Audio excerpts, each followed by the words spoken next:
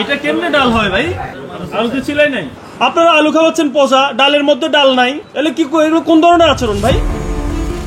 খাবারের নিম্নমান ও রান্নাঘরে অস্বাস্থ্যকর পরিবেশ নিয়ে এবার ক্যাফেটেরিয়া ম্যানেজারকে কঠোর সতর্কবার্তা দিয়েছেন ঢাকা বিশ্ববিদ্যালয়ের সূর্য সেন হলে নবনির্বাচিত ভিপি আজিজুল হক। সতর্কবার্তায় তিনি বলেন, আগামী 15 দিনের মধ্যে খাবারের মান ও পরিবেশের দৃশ্যমান পরিবর্তন আনতে হবে, নয়তো ম্যানেজারকে দায়িত্ব ছাড়তে মানসিক প্রস্তুতি নিতে হবে। আপনি এবং আপনার মালিক সহ টোটালি বসে সিদ্ধান্ত নেন, 15 দিনের মধ্যে যদি না হয় আপনারা চলে যাওয়ার জন্য সম্পূর্ণভাবে মানসিকভাবে প্রস্তুত থাকুন। সামাজিক যোগাযোগ মাধ্যমে ছড়িয়ে পড়া একটি ভিডিওতে দেখা যায় ভিপি আজিজুল হক অভিযোগ করেন শিক্ষার্থীদের নষ্ট আলু পরিবেশন করা হচ্ছে, ডালের হাঁড়িতে ডালের অস্তিত্ব নেই, রান্নাঘরে সিগারেটের ফিল্টার ছড়িয়ে ছিটিয়ে আছে এবং কয়েকজন কর্মচারী হাফ প্যান্ট পরে রান্নার কাজ করছেন। ম্যানেজার মোহাম্মদ নোমানকে তিনি প্রশ্ন করেন, 42 বছর ধরে ক্যাফেটেরিয়া চালাচ্ছেন, অথচ শিক্ষার্থীরা ন্যূনতম উন্নয়ন দেখেনি, তাহলে আপনাদের রাখা হবে কেন?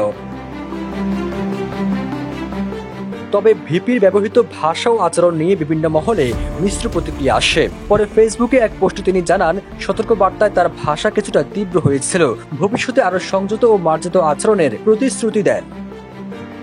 সবুজ আলম, নিউজ ডেস্ক, ইত্তেফাক।